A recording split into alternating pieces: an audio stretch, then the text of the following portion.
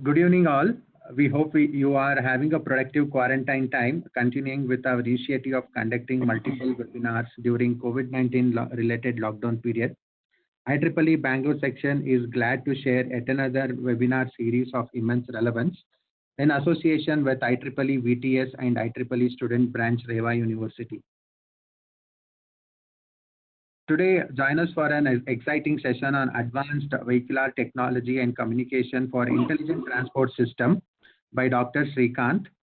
Dr. Srikanth is currently working as Assistant Professor, School of ECE at Reva University and serving as Secretary for IEEE Standard P1920.2 Working Group for vehicle-to-vehicle communication for unmanned aircraft systems and also chairs Member Development Committee MDC, IEEE Bangalore section. I welcome all the participants and thank you for joining us today, even if it is a Sunday evening. So Dr. Srikanth, it's over to you. Thank you, Mr. Chengappa. Mr. Chengappa is IEEE volunteer, and myself and Chengappa is representing a Membership Development Committee volunteers in IEEE Bangalore section. Thank you, sir. Good evening, everyone. Myself, Srikanth Tangde. So before I proceed, I just wanted to make a small announcement. So since I have some dry cough, so maybe some disturbance in between, so please forgive me for that. And second one, if anyone has any questions, at the end of the session we'll address, but during the session you can type your questions in Q&A box. Okay, is it okay, Chengappa sir? Yes, sir. Yes, we will take the questions at the end. You can continue. Yeah. So good evening, everyone. Today I'm going to give a webinar on advanced vehicular technology and communications for intelligent transportation systems, ITS. So this session is arranged by our IEEE Student Branch Reva University in association with IEEE Bangalore section and IEEE Bangalore section Vehicular Technology Society Bangalore chapter and Reva University. Next.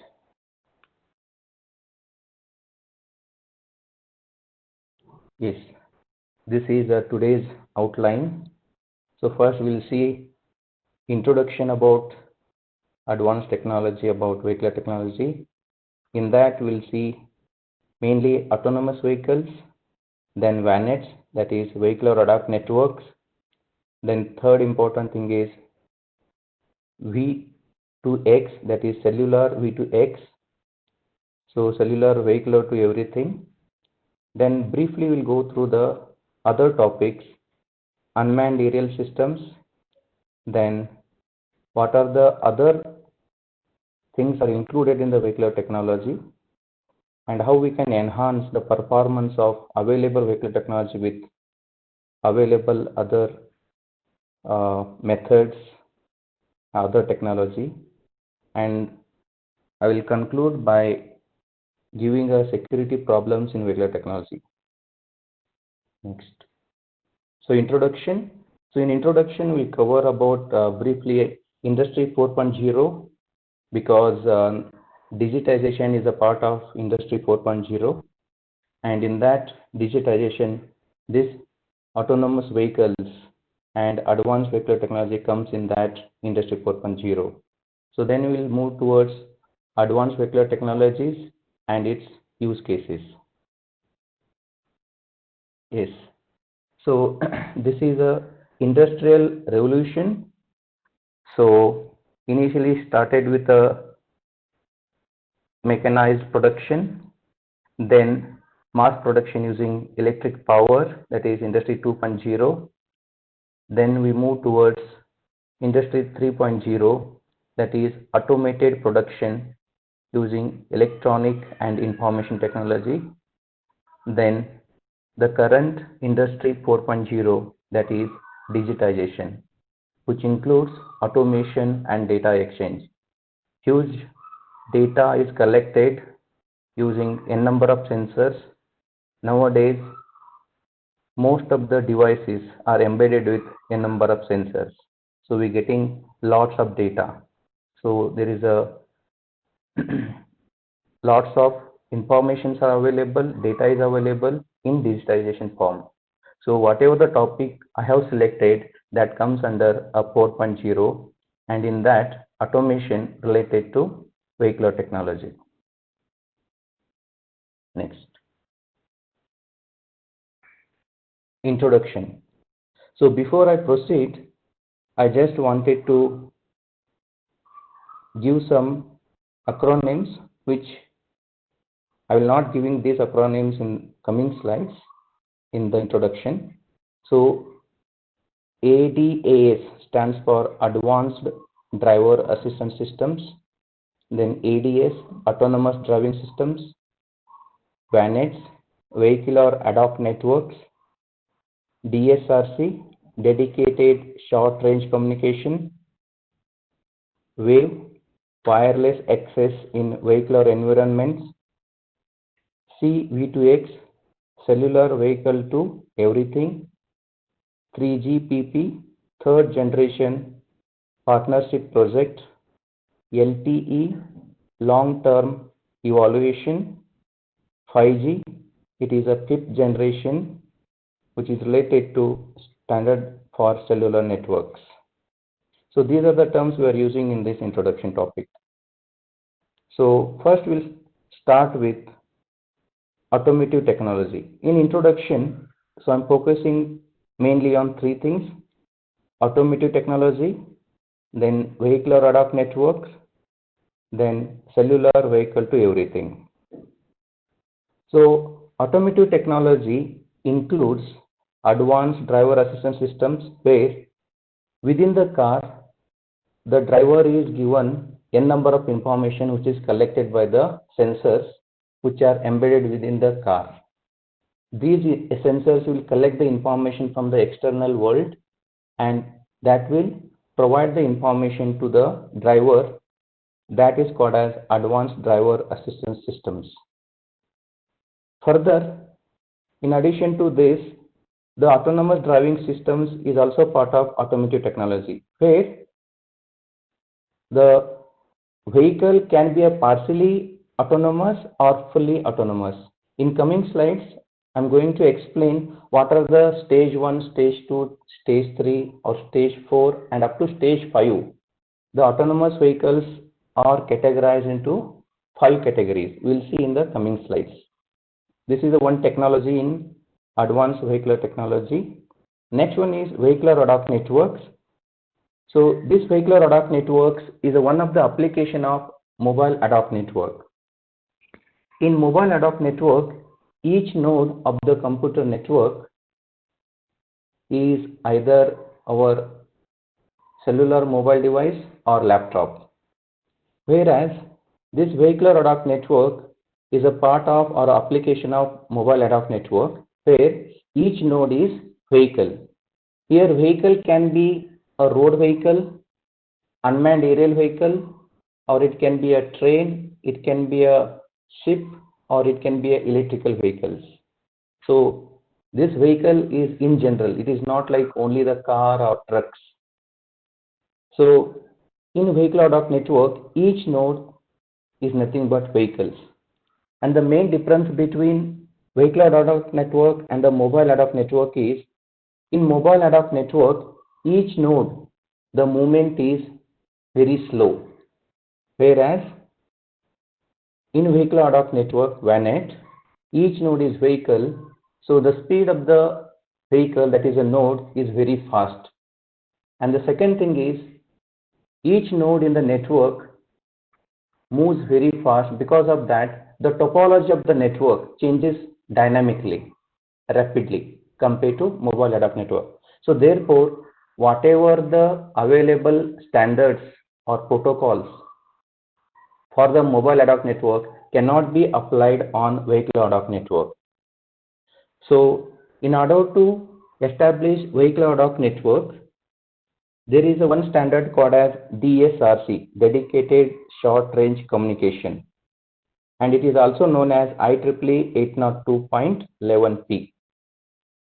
So this is the initial IEEE standard protocol developed for the V2V communication and V2I communication. So vehicle to vehicle communication and vehicle to infrastructure communication.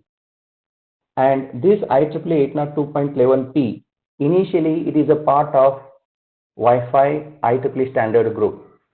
Like how our industry or students, they're doing a project. So like that, there is a IEEE having a non-profit organization. Under that, there are different project groups. They call as IEEE working group. So there is a one working group called as IEEE Wi-Fi working group 802.11. So under that, there is a one more protocol. They started IEEE 802.11p. So sometimes DSRC in many literature they refer as 802.11p, but both are the same. And this DSRC having some limitations. So therefore, what they done is IEEE has formed a new working group. So they come out of the Wi-Fi working group and they form the new team, new project team that is called as IEEE Wave Standards, Wireless Access in Vehicular Environment. And they call that standard as a number IEEE 1609. So under this IEEE Wave 1609, there are n number of protocols, 1609.1, 1609.2, like that. And these protocols are only dedicated for the vehicle to vehicle communication and vehicle to infrastructure communication. This is the second technology. The next one is cellular vehicle to everything, called as CV2X. So connecting vehicle to all other things. It may be a nearby vehicle, it can be a infrastructure. Within the infrastructure, it can be a roadside unit, it can be a pedestrian, it can be a grid, electrical grid. Okay, so we'll see all those things in detail in coming slides. And to enable this cellular vehicle to everything, this technology enables connecting vehicle to everything. So don't get confused. Cellular vehicle to everything is a technology. This technology enables connecting vehicle to everything. So connecting vehicle to everything is an application. To make this enable connecting vehicle to everything, there are initially started with a 3GPP LTE standard, then currently 5G standard. So these are the main technologies: automotive technology, vehicular ad hoc networks, and cellular vehicle to everything, which makes a vehicular technology as an advanced vehicular technology, which leads to each vehicle act as a intelligent. Next, so what are the use cases of this advanced vehicular technology? These use cases are broadly classified into safety applications and comfort applications. So comfort application like autonomous vehicles or autonomous cars, where driver may be handling the car for some moment, or remaining time he is not driving the car. So automatically car is taking care. In other case, now a level 4 and level 5, which I'm going to explain in the next slide. Level 4 and level 5 autonomous vehicles, where the level 5, the driver is not handling vehicles, or driver is have no control on the vehicles. It is fully automated vehicles. That is a comfort of the car driver, also safety of the car drivers and passengers. Next one is driver and passenger safety applications. In vehicle ad hoc network, V2V and V2I communication happening, which will provide a road accident avoidance, collision avoidance. It will also provide a traffic information, also provide a traffic less congestion information, so that the destination can be reached within a short period. So These are the some driver and passenger safety applications. Then driver assistance. So this can be within the car. When the driver is moving on the highway, so he may want to change the lane. So because of this advanced vehicle technology, the vehicle will inform to the driver whether is there any backside vehicle is taking overtake. So in order to avoid that collision, it will give the driver assistance information. Also, it provides advanced navigation, fuel and cost efficiency, car sharing, and e-mobility. So these are the some applications which includes both safety and comfort applications. There are n number of applications, so I listed few for your reference. Next. So next, we'll go with the autonomous vehicles. As I told, there are 5 stages of autonomous vehicles or automation. So we are going to the first technology called as autonomous vehicles. So autonomous vehicles having 5 stages. In stage 1, there is no function automatically performed by the car, not a single function. The entire vehicle is controlled by the driver. So that is autonomous vehicle stage 1. In stage 2, there are some functions which are performed by the vehicles, such as emergency braking, okay, fuel consumption information, okay. If the vehicle is going to the wrong lane, then intimating or automatically controlling the car. So these are the some functions which car will take automatic decision and it will control the car. But rest of the operations or the functions are carried out by the driver itself. Whereas in the third stage, vehicle will perform a minimum 2 automated function or more. So in this stage, the vehicle is having a more control over than the stage 2, but still driver has to take over the control if there is any emergency is needed. In stage 4, that is called as highly automated, where 90% vehicle is performing almost all functions automatically. But there are some cases, maybe a 10% or 5%, the driver has to take control over the car. So this is not a fully automated, it's a highly automated stage 4. Whereas the stage 5, that is fully automated, where driver is not performing a single function or operation. The entire functions of a car is taken care by the vehicle itself or car itself. And this stage still we are under research. Not only the stage 5, even the stage 4. There are n number of things are involved in the stage 4 and stage 5. So therefore, they have given here tipping point. There is lots of things are involved, like if the car is at the stage 5 or stage 4 automation stage, then if it got accident, who is responsible? Whether the car owner or the IT department, those are developed the service, or the driver. So these are the things are included, not only the technical part, legal part also. So therefore, there are n number of challenges to develop a stage 4 and stage 5 autonomous vehicles. But still, the research is going on and lots of research opportunities in this stage 4 and stage 5. Next. Next technology I'm discussing about vehicular ad hoc networks, shortly called as VANETs. This VANET provides vehicle to vehicle and vehicle to infrastructure communications. Next. Excuse me. Now, before I discuss about architecture and its operation and protocols, I just wanted to list some acronyms.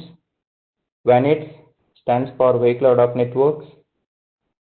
OBU, on-board unit. This is a hardware device which will be embedded within the car. Then AU, application unit. This is a interface between on-board unit and the driver. Then roadside unit. This is a hardware which will be fixed at the roadsides. V2V, vehicle to vehicle communications. V2I or V2R, that is vehicle to infrastructure or vehicle to roadside communications.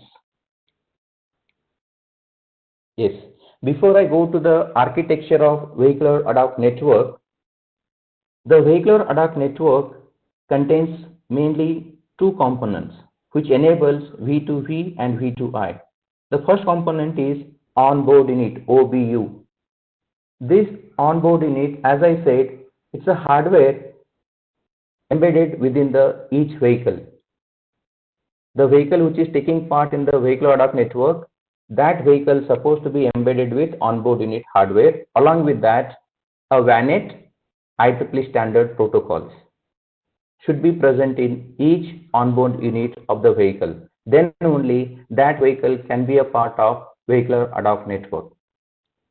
This onboard unit enables a communication between one vehicle to neighboring vehicles, that is V2V. And please remember, this V2V communication happens ad hoc. There is no third party like in Wi-Fi. If one mobile device wanted to communicate to another mobile device using a Wi-Fi standard, then the communication will happen through the access point. So access point is a part of the infrastructure. So in a mobile ad hoc network, in a Wi-Fi, the device-to-device communication is not happening directly or not happening ad hoc. It is happening through the third-party access point. Whereas this onboard unit, which is present in vehicle 1 and other vehicles, this will enable one vehicle can directly communicate to the another vehicle. That is called as ad hoc communication. So therefore, the name is called as vehicular ad hoc network. Each vehicle in the VANET communicating to another vehicle directly, ad hocly. Next, roadside unit. This roadside unit is another hardware device which is embedded on the roadsides. And these roadsides can be embedded maybe 200 or 300 meters apart. So in order to establish a vehicular ad hoc network in real time, we need this roadside unit.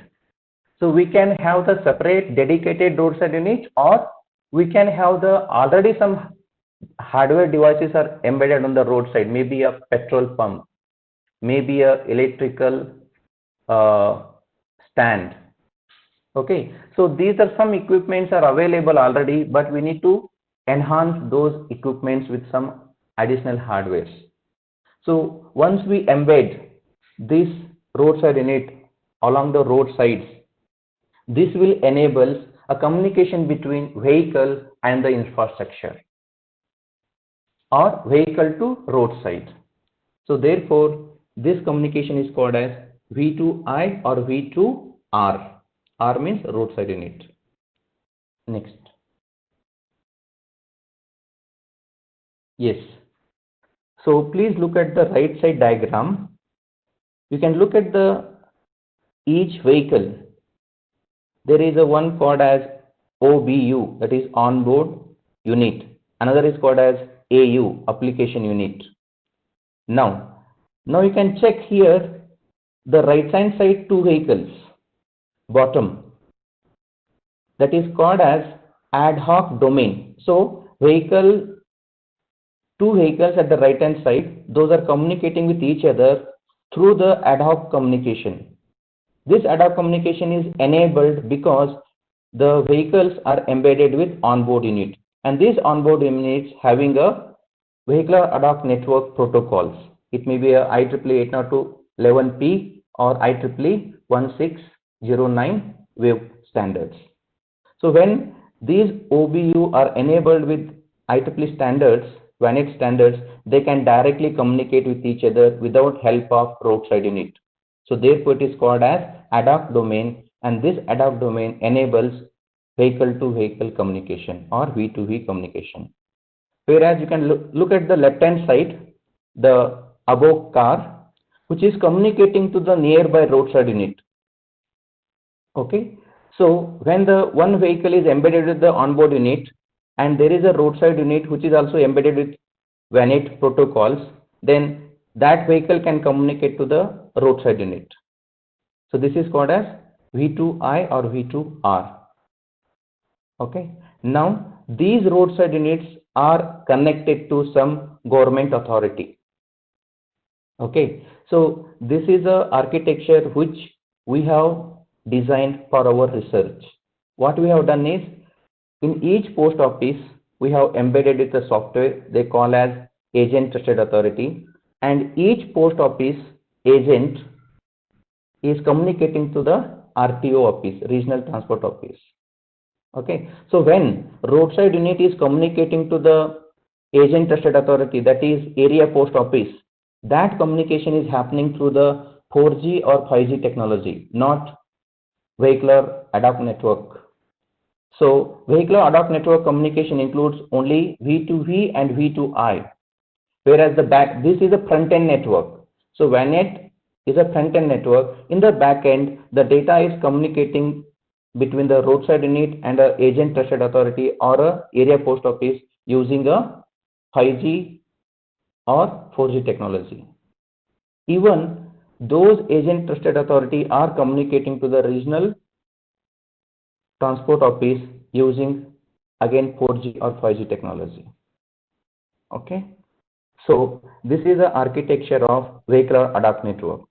Now we'll see, in order to perform V2V and V2I, we are using one standard called as DSRC, Dedicated Short Range Communication, also called as 802.11p. This standard initially as a part of IEEE Wi-Fi standard group, and this standard will cover physical and MAC sublayers. So this standard is available for the physical layer and MAC sublayer, which will enable V2V and V2I communication. But this DSRC having a specifications in USA, the DSRC is having a 5.9 gigahertz frequency band. In that 5.9 gigahertz frequency band, 75 megahertz is allocated specially for VANETs, V2V and V2I communication. And the range of this communication is 300 to 500 meters. And the latency, the delay between the communication between two nodes is 3 milliseconds. Because we are using a vehicle ad hoc network for the safety applications also, to avoid the car accident, to avoid the collision. To develop this application, we need a latency very less. Okay, so therefore this DSRC is providing a latency less. So therefore we are using this VANET in the advanced vehicular technology for the safety applications, also for the non-safety applications. Later, IEEE has developed the separate group called as a WAVE 1609. Okay, and the DSRC, that is IEEE 802.11p, is also merged into the IEEE WAVE. So initially IEEE DSRC 802.11p was concentrating only on the physical and MAC layer. This WAVE is covering all the upper layers, MAC extension layer, network layer, transport layer, application layers. So that is a extension of DSRC or IEEE 802.11p to the IEEE WAVE. So these standards enables V2V and V2I communication, and this forms a vehicular ad hoc network for the safety and non-safety applications. Next.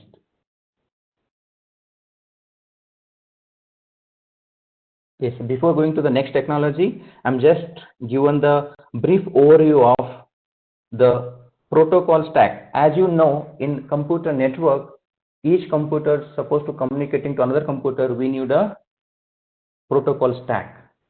Similarly, IEEE Wave having a dual protocol stack. Why we need a two protocol stack? Because we are using this vehicle ad hoc technology to provide a safety application and also non-safety applications. Non-safety applications, for example, we can use a VANET to pay a toll fee, okay, communicating a vehicle to the toll signal, that is V2I.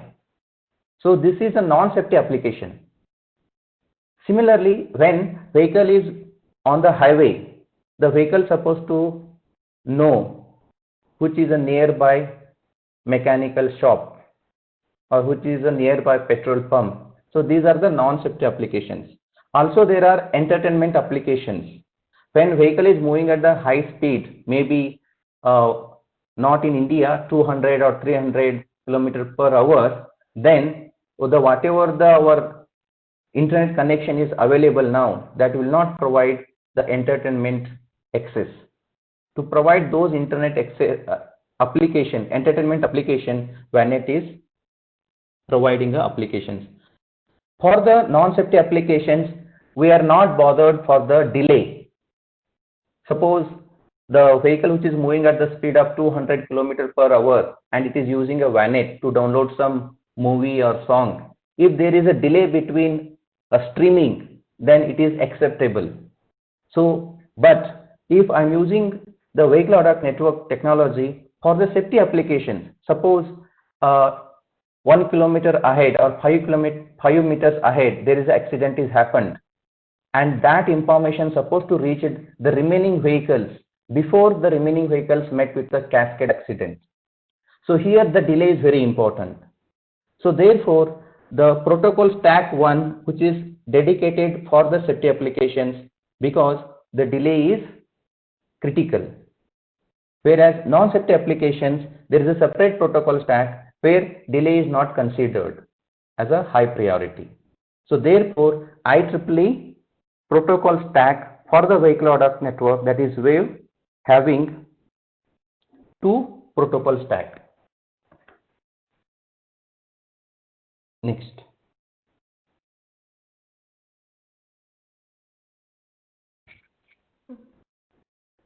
So vehicle ad hoc network having some drawback. What is that? First one is high cost infrastructure development. In order to implement this vehicle ad hoc network in real time, we need to embed additional hardware or new hardware as a roadside unit, and which will cost additional high cost to the existing infrastructure. Also, each vehicle is supposed to be embedded with onboard unit hardware with the IEEE standards. So standards not an issue, but to develop these hardwares, or there are some companies, they already developed this onboard unit, those are very costly. So in order to make all the current vehicles or new vehicles as a part of vehicle ad hoc network, all vehicles supposed to be embedded with onboard unit. So these both will cost very high. Also, the range of the vehicle between the two vehicles or between the vehicle and roadside unit is maximum is 500 meters. So these are the two main drawbacks of vehicle ad hoc network. To give the solution, the new technology is CV2X, cellular vehicle to everything. Next. Yes, this is a third technology I'm discussing about cellular vehicle to everything. This technology enables vehicle can be connected to everything. So look at the right side diagram. So I'll start with the left hand side, vehicle to vehicle. Left hand side, vehicle to vehicle.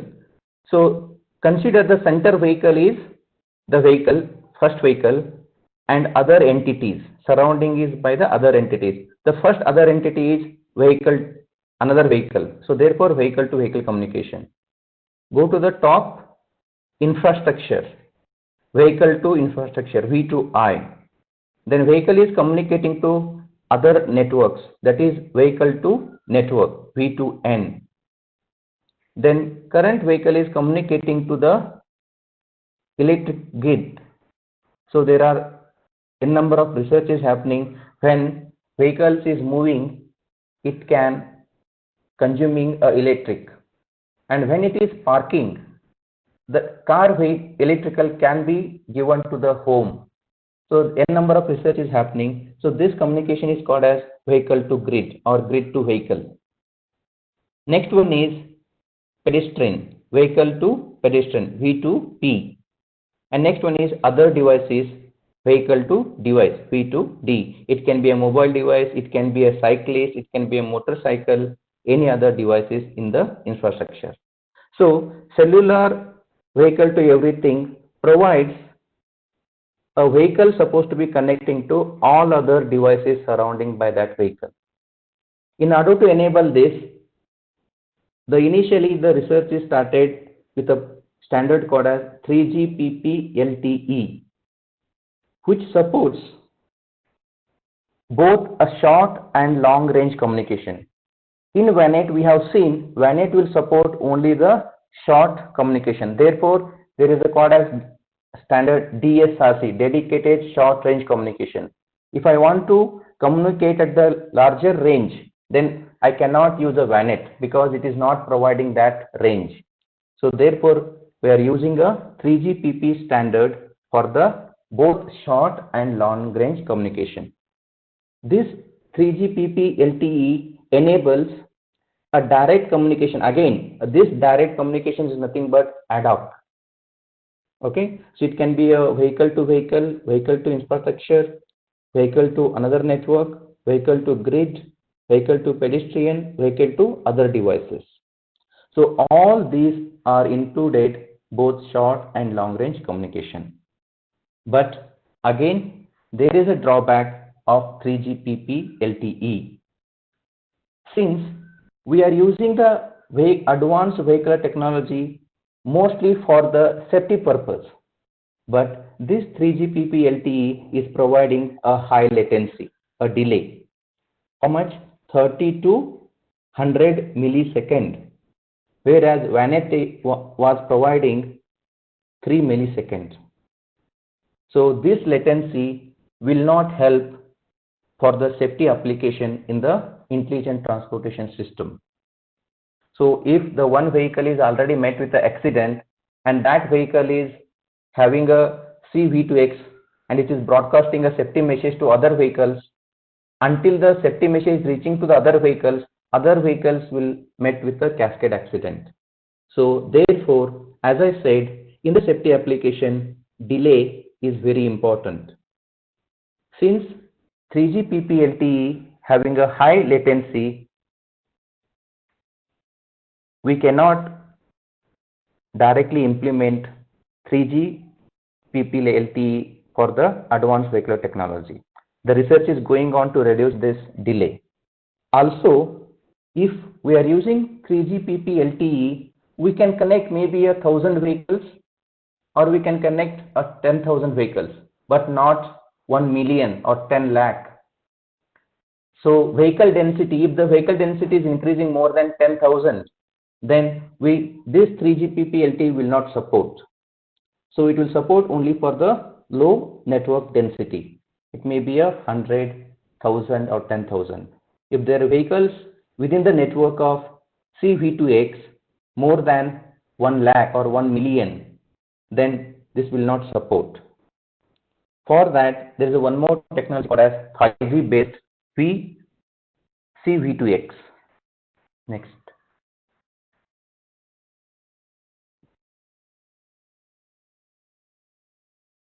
Yes, in 5G, there is a new concept called as network slicing. Now, look at the right side diagram. The right side, there is a cloud. Each cloud represents the network. And whereas the left hand side represents a devices in that network. So cloud represents the network and the left hand side device represents the node in that network. Now, what the 5G has done is it has developed a separate network for separate category of users. Suppose user is using a mobile device or any wireless device, okay, which is not a part of the intelligent transportation system, or it is not a vehicle, then there is a separate network is dedicated. If there are a hardware which is connected to the internet, that is the Internet of Things, then there is a separate network is dedicated for those devices, and this dedicated network happens dynamically. It's not a static. Also, for the intelligent transportation system, there is a separate network slicing is done in the 5G. So because of this, so there is a no more latency. So latency is less compared to 3G PPLTE.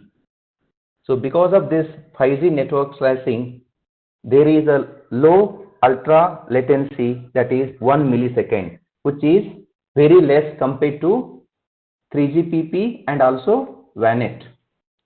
So we can use this 5G technology for the connecting vehicle to everything, even for the safety applications, not only for the entertainment or non-safety applications. So if the vehicle is moving, now I'm considering this 500 km per hour speed, vehicle speed, not in the Indian scenario, it's in the international scenario. In international, outside India, if the two big cities are connected with a highway, there are some rules. Each vehicle is supposed to have more than 200 km per hour speed, and there is a separate lane for the high speed vehicles. It can be a truck or cars. So in that, in the speed of 500, at the speed of 500 km per hour, the latency is 1 millisecond. So we can use this 5G network slicing technology for the safety applications. Also, it supports up to 1 million devices. These devices are vehicles. So up to 1 million vehicles can be connected at a time, and the latency is 1 millisecond or less. So the network density is also more and latency is also less. Also, it provides, if the vehicle is moving at the speed of 500 km per hour and the passengers wanted to have the non-safety applications, entertainment applications, then it will provide a data rate 20 gigabits per second. Also, all these applications, all these parameters are available in 5G because of network slicing. So there is a one separate category of network which is dedicated only for the intelligent transportation system. So this is about 5G, which enables C-V2X. Next. Excuse me. Next one is, still now, whatever I discussed, autonomous vehicles, then vehicle ad hoc network, then cellular vehicle to everything. We have discussed all this technology with respect to road vehicles. It can be a car or truck or bike, whatever it may be, not bike, vehicles. Now, we are discussing in this vehicle, there is a also category called as unmanned aerial vehicles. So aerial vehicles also part of vehicle ad hoc network, or sorry, vehicular technology.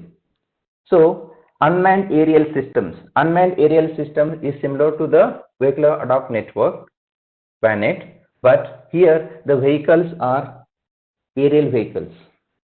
And in this unmanned aerial systems, there is no pilot. And this unmanned aerial system can have the vehicle, it can be a drone, it can be a flying cars, or it can be a civil aircrafts. Now we can look at this diagram. There are all kinds of unmanned aerial vehicles are available. Now, this is a emerging new technology, and this having a n number of applications. So I'm discussing in the next slide. Recently, I have attended one more IEEE webinar, which is given by one of the Indian aviation expert, and he was telling about how the unmanned aerial system applications is growing in India. Next. Excuse me. Yes, as I told, in India, in Maharashtra, Mumbai, there is a contract between Uber and the Maharashtra government. So Uber is coming with Uber Air, and they're supposed to do this unmanned aerial vehicle, that is Uber Air drone, or you can say vehicle trial in the year 2021 as per the agreement. But because of this COVID-19, it is postponed at 2023. And as per the previous agreement, 2023, the Uber Air was supposed to provide the services within the Bangalore city. Now, the question here is, what I have, this information I have collected from the one of the IEEE webinar which is given 2 days back. Similarly, you may have seen Amazon one video called as Prime Air. They are also developing unmanned aerial vehicles for the delivery of the products. So this is a new emerging technology and new opportunity for the researchers and the entrepreneurs. So you can have the unmanned aerial vehicles showroom also. You can have your own startup company, and Government of Aviation Department encouraging such initiative. Next, so still now we have discussed about the road vehicles and aerial vehicles. Excuse me.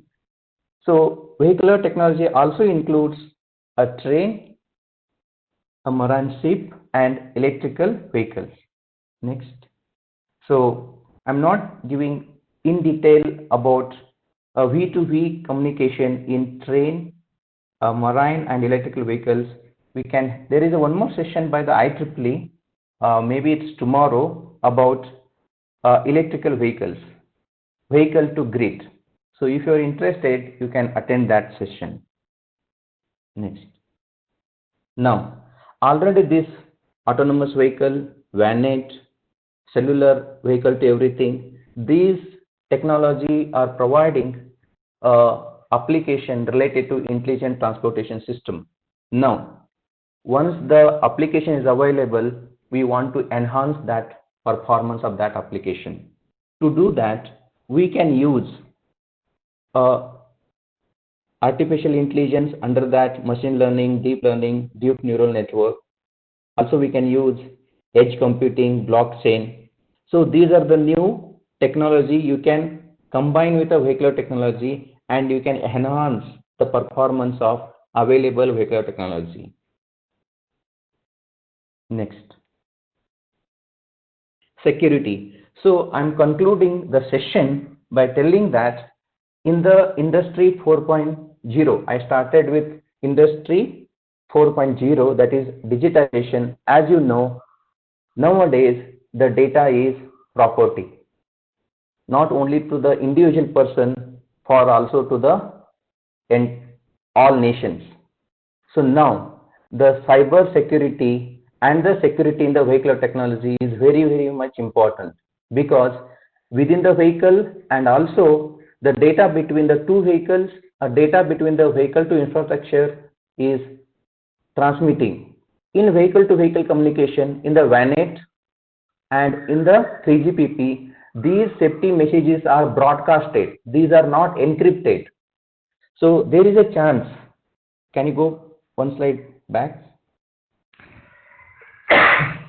There is a chance of security problems like authentication. Authentication means what?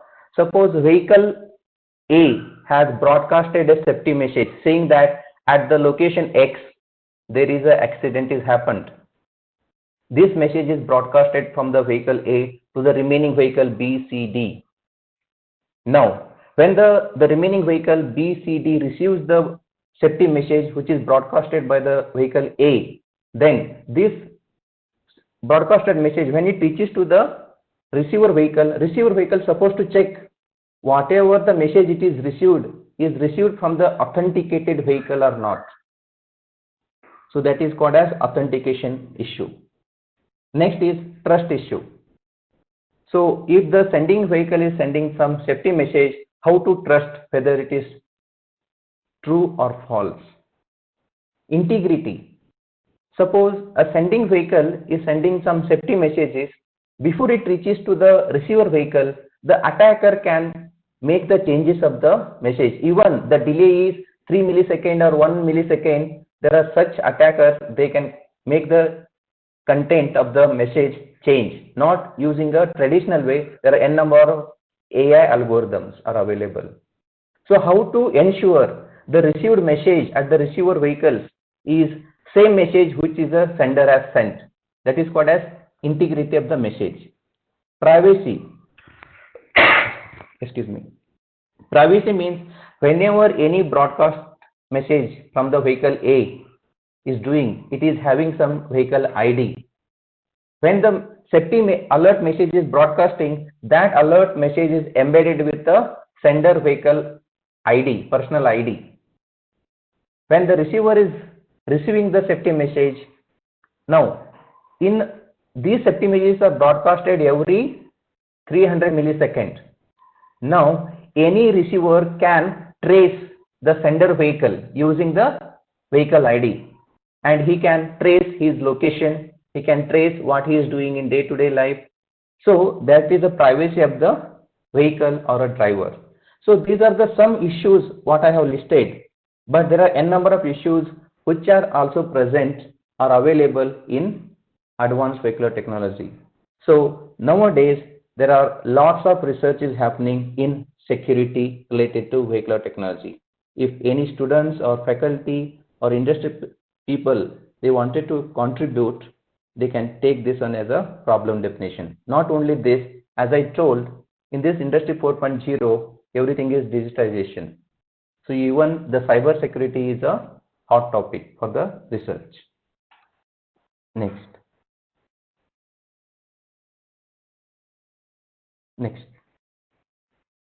So that is the entire webinar on advanced vehicular technology. We discussed the three most technologies: autonomous vehicles, then VANETs, then C-V2X. Also, we had discussed a little bit briefly about unmanned aerial systems, then performance, how to enhance, then other vehicles like train, marine, and electrical vehicles. And important research topic we can choose is security in advanced vehicular technology. Next. So I would like to thank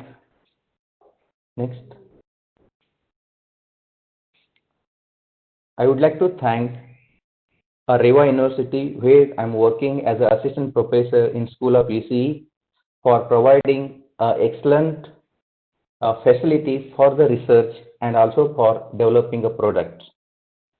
Currently, I am research IEEE standard, new standard called as IEEE 1920.2, that is related to unmanned aerial vehicle to another vehicle communication. So that is, I am a part of that. So because of the facility provided by the Reva University, I am a part of international IEEE standard development team, and currently I am selected as a secretary of that group. Next, I would like to thank IEEE Bangalore section for providing an international platform to connecting me to the most of the international researchers and industry persons. So because of that, I'm able to produce a quality research which are published in IEEE Transactions, Vehicular Technology Transactions. And this session is supported by our new Society of Bangalore section, IEEE Vehicular Technology Society, Bangalore chapter. And in IEEE, the most important thing is volunteers. So in our Reva University, we have IEEE Student Branch Reva University, and this event is initiated by the chair of IEEE Student Branch Reva University, Meghna. I would like to thank Meghna, Akash, and branch counselor Dr. Devanathan. They are doing good work in IEEE Student Branch Reva University. Last but not the least, my mentor and PhD supervisor. Recently, I have completed my PhD under the guidance of Dr. Sunil Kumar S. Manvi. He is currently a professor and head of Computer and Information Technology, Computing and Information Technology, CNIT.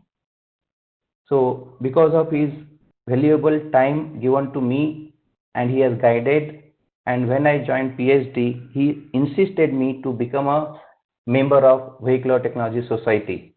So when I registered my PhD, I registered for the IEEE VTS member. Because of that, I connected with a good researcher throughout the world and published good transaction papers. Last but not the least, again, all the participants, you have taken your valuable time to listen my webinar. I hope you have got enough broad information. I have not gone in depth detail.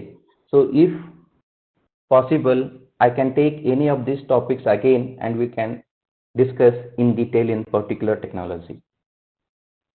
Thank you one and all. Next.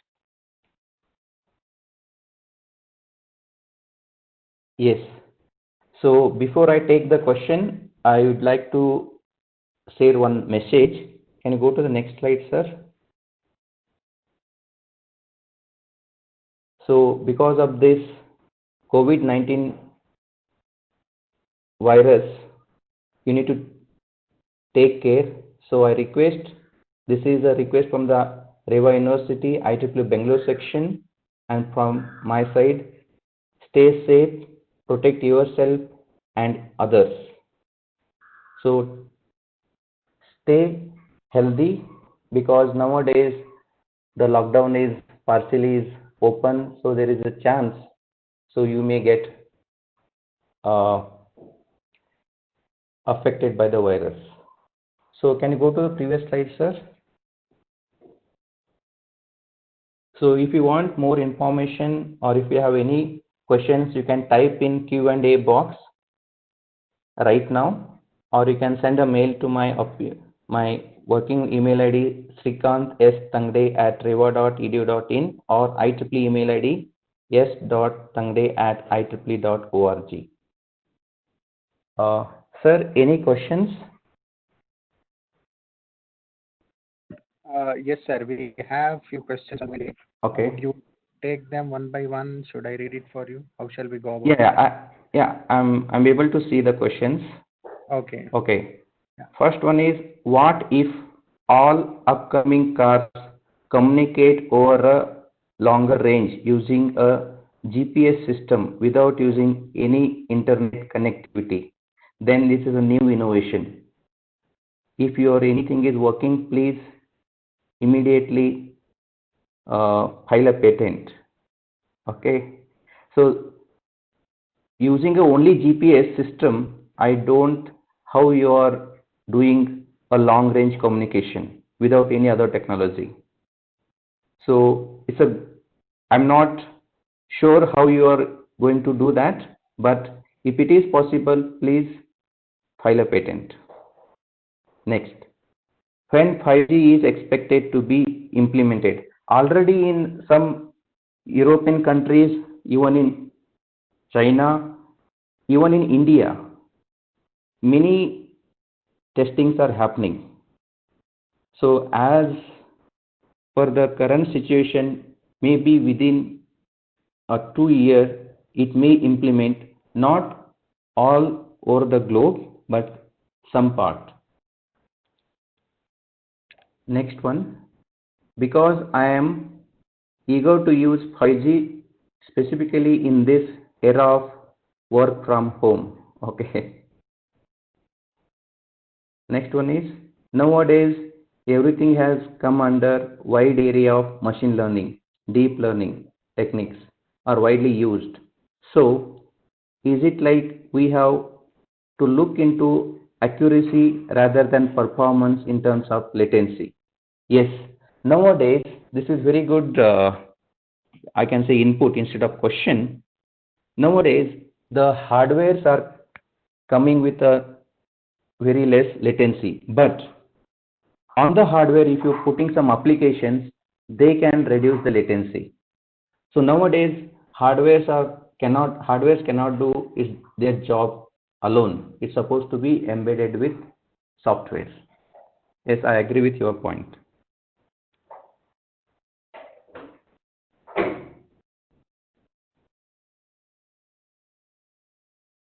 Accident prevention possible using V2V or not? Yes, it is possible. Still research is going on in vehicular ad hoc network. Even it is having a drawback called as high cost and also less communication range. The research is going on to reduce the cost of onboard unit and roadside unit.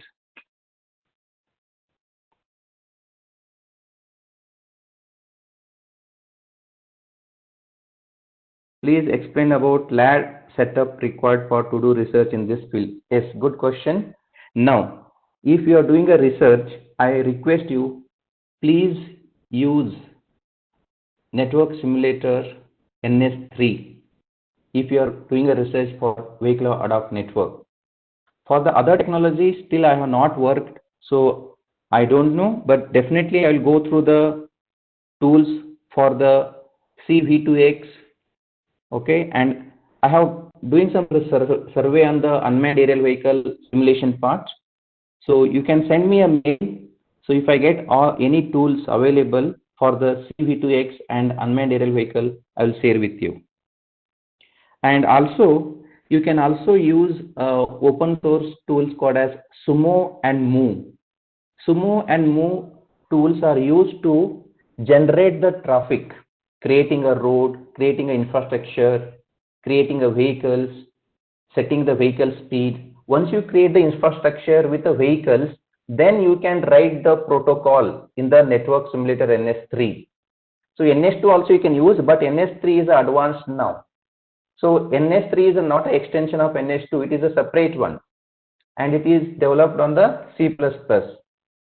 Okay, so if you know the C++, easily you can learn the NS3. And in NS3, you can develop your own protocol and you can test it. Once you develop the infrastructure using a network traffic using Sumo and Moo, you can use that one in NS3. You can import the output of Sumo Moo in NS3. And whatever the protocol you have developed, you embed it into the each vehicles. Those vehicles are generated using the Sumo Moo. So I request please go through the Sumo, Moo and NS3 for the simulation. How this technology can be used in marine industry.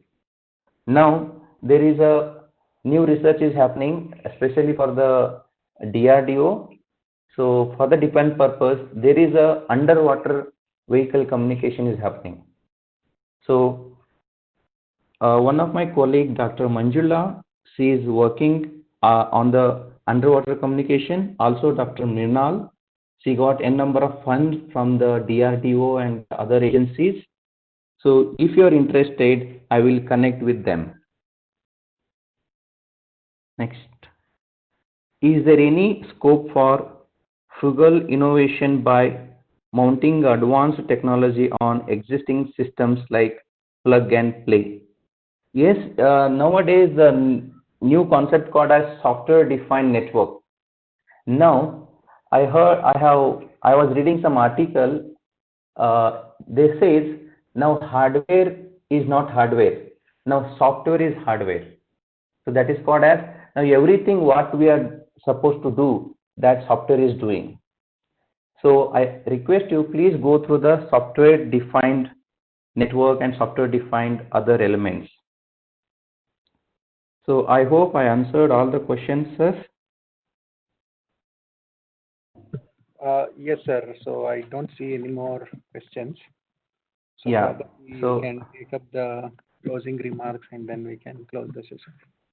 yes, yeah. I thanks once again everyone for attending my webinar.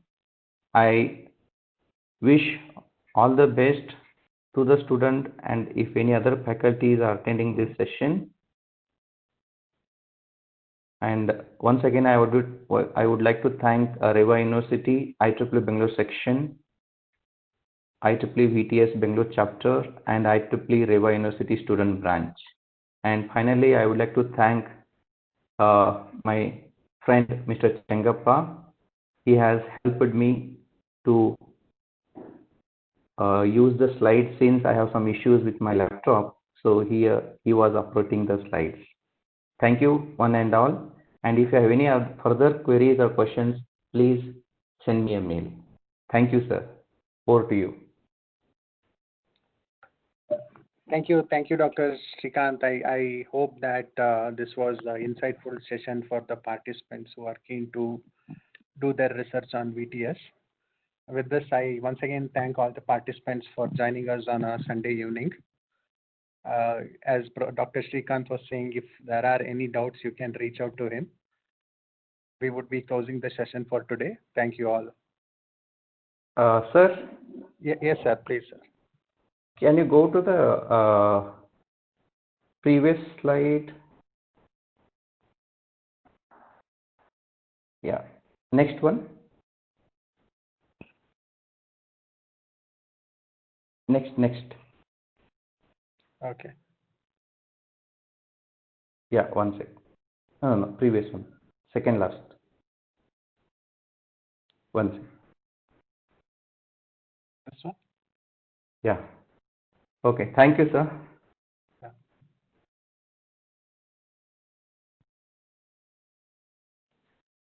Hello, sir. Yes, sir. I'm here. Do you have any more things to Okay. share? No, nothing. Okay. So there is some questions on certificate and the feedback link. Would you like to Okay. answer them? Yeah. Yes. Certificate will be issued as a participation, but we are sending a link, a small quiz link to your email ID by tomorrow, so you can attend that quiz. Okay, and certificate will be distributed in digital form, and it will take minimum 4 to 5 days. Thank you. Thank you. Thank you once again, sir. So we would be concluding the session for today. Thank you all. Yeah. Thank you, sir. Thanks a lot.